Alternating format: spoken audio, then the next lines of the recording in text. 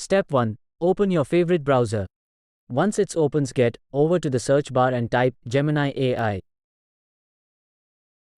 In search results, click on Gemini with URL gemini.google.com. This will open the Google Gemini official site. Step 2. Add Gemini AI shortcut to desktop.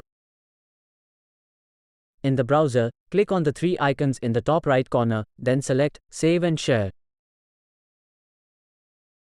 From the options, click on Create Shortcut. This will create a shortcut to Gemini AI on your desktop home screen. Not only Gemini AI, you can create desktop shortcut for any app. If you found this tutorial helpful, be sure to give this video a thumbs up and subscribe to Jay's Techie for more tech tutorials. Thanks for watching, and I'll see you in the next one.